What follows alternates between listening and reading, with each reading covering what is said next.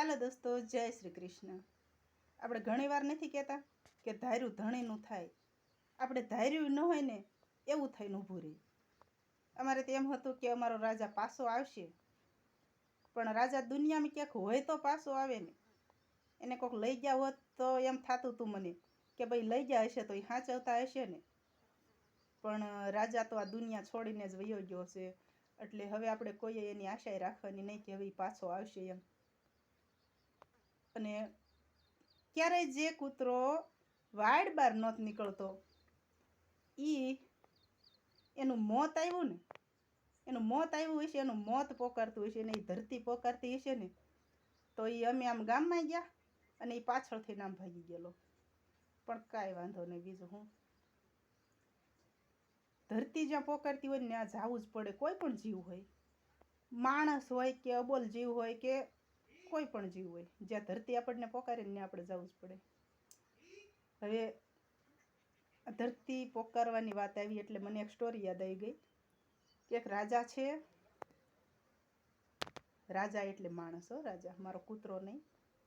રાજા છે અને રાજા રાત્રે સૂતા હોય છે એટલે એને સપનું આવે છે કે એક ઘટાદાર વાડ છે, વાડની અંદર એક ઘાટું ઝાડ છે અને ઝાડનો ઘાટો છાંયો છે અને ત્યાં રાજાનું મૃત્યુ થાય છે. રાજા પોતાનો જ મૃત્યુનું સપનું જોવે છે એટલે એ જ્યોતિષીઓને તેડાવે છે કે જેટલા જાણકાર હોય એ બધાને તેડાવે છે. પૂછે છે કે મને આવું સપનું આવ્યું. તો ઘણા ખરા લોકો એમ કીધું કે રાજા એ સપનું સાચું ન હોય, સપના કોઈ દી સાચા ન હોય. અને ઘણા ખરા લોકો એમ કીધું કે હા આવું બનશે ખરું, સત્ય હકીકત છે, આવું બની શકે છે એમ. તો રાજાને બીક કરી ગઈ. એટલે રાજાને કોકે એમ કીધું કે એક કામ કરો, તમે આ નગર છોડી અને જતા રહ્યો. તો રાજાને એ યોગ્ય લાગ્યું એમ કે હા તો હું આ નગર છોડીને જતો રહું. પછી રાજાએ અશ્વપાલને બોલાવ્યો અને જે હારામાં હારી તેજસ્વી ઘોડી હતી ને એ ઘોડીને તૈયાર કરાવડાવી. એ કે ભાઈ મારે અત્યારે આ જગ્યા છોડીને જેટલું બને એટલું વહેલી તકે અહીંથી જતું રહેવું છે. એટલે અશ્વપાલે જે તેજસ્વી ઘોડી હતી એ ઘોડીને તૈયાર કરી અને રાજા ઘોડી ઉપર સવાર થઈ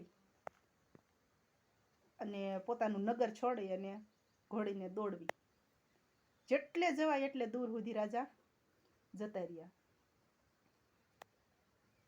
આખો દિવસ આખી રાત ઘોડી દોડી જાય છે.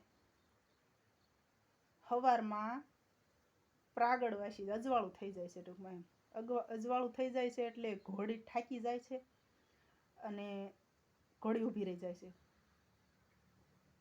ઘોડી એવી જગ્યાએ ઊભી રહી છે કે જે રાજાને સપનામાં જે જગ્યા આવી હતી એ જ જગ્યાએ ઘોડી ઊભી રહી છે. રાજા તો આમ જોઈને ચોંકી ગયો કે જે મોતથી ભાગ્યો તો એ જ જગ્યાએ જઈને ઊભો રહ્યો જ્યાં એને સપનામાં રાત્રે જે સીન દેખાણો હતો, જે ઘટાદાર વાડ હતી, ઘાટું ઝાડ હતું, અને એ જ વાડ અને એ જ ઝાડ ઘોડી ત્યાં જઈને ઊભી રહેશે.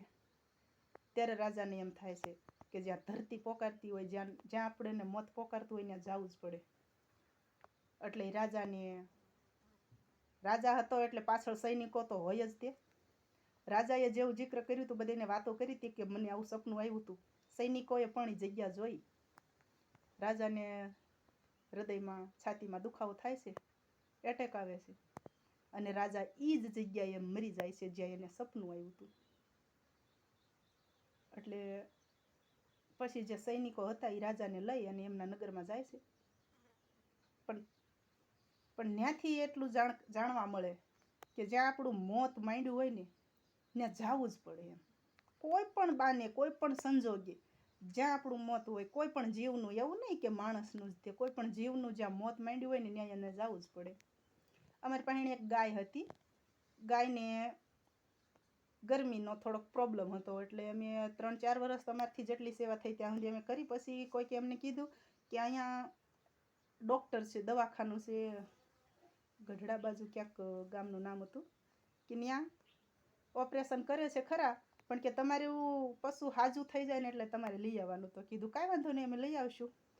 પણ જો માંગણું ખૂટ્યું હોય અને આપણી હારે લેણ દેણ ખૂટે ને, એ ગાય અમારી હારે રહી 4 વર્ષ અમે એની સેવા કરી, ત્યાં સુધી એને કાંઈ ન થયું. ગાય ત્યાં ગઈ, ઓપરેશન સક્સેસ થયું, 3જા દિવસે ગાય મરી ગઈ.